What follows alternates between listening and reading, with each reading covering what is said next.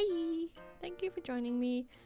This is basically a video of me finally creating this little plushy unicorn with poseable legs. It's taking me a couple of attempts. This is the third version of it. I have previous videos which are in the description and that I talk about here as well, but I just wanted to kind of finally round off the project and, you know, see how it turned out, because the whole point of this channel is I'm documenting my projects and see how I'm improving. So yeah, welcome along for the journey. At this point I'm on the final kind of prototype, I guess the final piece.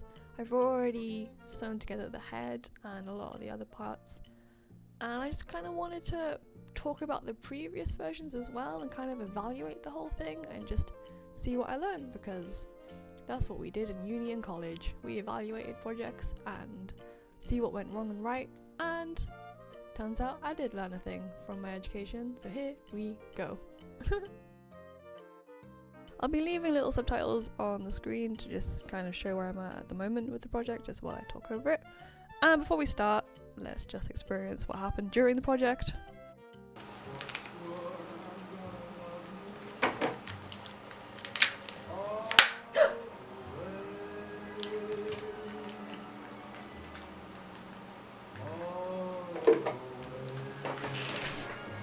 Really killed my sewing machine. I don't even know how that happened. I'm so sad. So future me watching back, that is just hilarious now, but at the time I loved those headphones and now they're gone forever. Anyway, here we go. Okay, so let's talk about the first one I made. I'll put some pictures on the screen of how it looks and what went wrong and everything like that. There is another video that I made of the process of making it, which was a disaster, which is why it looks how it does. I basically tried to make the entire thing using purely my sewing machine, which was the most fiddly experience I've ever tried to do, because it was so small and my sewing machine kept packing up because I didn't pay attention to the tension and the thread just kept snapping. Watch the video, it's kind of funny. So the things that kind of went wrong with him or her was I didn't like how wide I ended up making it. It ended up looking a lot more bloated than I wanted it to, especially in the face. So it's so wide in the face, and because I used the sewing machine, I lost all control of trying to define the shape of like the head and the way it dips into the nose, and it just looks way too overfilled and too overstuffed. I really just didn't like the way it looked. I mean, the stitching came out okay, thanks to the, you know, the sewing machine. It's just it lost all definition. Helps if I unmute the microphone. That's good. So due to the way it turned out, I kind of just stopped at the body, thought, okay, let's just start again before I just continue and make something that I despise. So I've had some practice, and then I moved on to prototype number 2. So this is how it looked. It kind of looks similar to how this one's going to turn out. So once I stopped creating this kind of like fat bloated version of the unicorn, I went on to creating the next one, and the body turned out a lot nicer because I stopped using the sewing machine. I just ended up using mostly ladder stitches, which are hand sewn stitches which kind of look invisible. Because I'm hand sewing it as well, I've got a lot more control over where the needle's going to define the shape a lot more, and you can actually see it there, that it's looking a lot better compared to the fat bloated one. So thanks to the ladder stitches, the nose and the face looks a lot more defined. So I also thinned the strip on the pattern that I used for the face, I guess is what you can call it, whereas on the original one it was so wide it looks so disproportionate. Wow, I sound so posh, don't I? So the ladder stitching helped a lot more with defining the shape, and then I ended up using the sewing machine for the kind of like longer stitches, so down the spine, around its stomach to attach the whole kind of thing together, and then the ladder stitches were used to help define the neck, the nose and the head. Using that combination was a lot better. I just really wanted to use my sewing machine for the whole thing, but that just wasn't going to work. However, I did fix the issue with the snapping of the thread, which of course was the tension.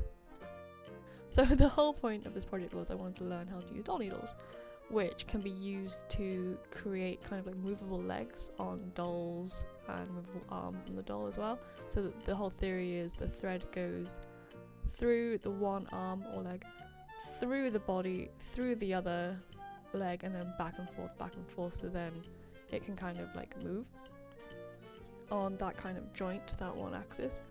And in my previous video, that's where I kind of tried it and I fell in love with it, and it's just such a cool technique, so it turned out pretty well.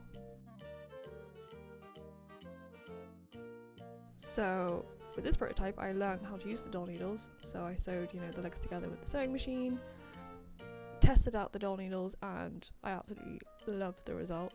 The only thing with this one was I knew it was going to be a throwaway project because I ended up using like really thick Sharpie to cut out the fabric, and I just really clumsily put it together because I just really wanted to see if this doll technique would work.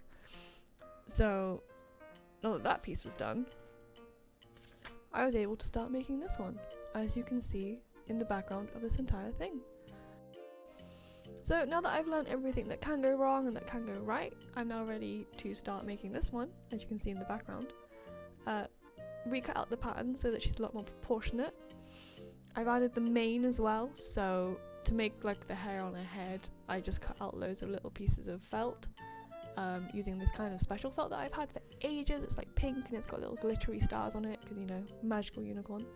But I basically just cut out like little kind of hair pieces, sewed them to the seam of the neck, and sewed them down with a teeny tiny stitch so they're not like all over the place. And I kind of liked how that looked, or turned out, sorry. Kind of like how that turned out. And of course I added the horn, which turned out a little bit too, I guess, wide and curly, but whatever. It's a unicorn, it's magical either way because it has its horn. I also cut the ears out separately because previously I was using the ears all attached to one cut out piece of felt and it was just looking really derpy and disproportionate, so this time they were attached individually, and now he has little ears, so that's nice.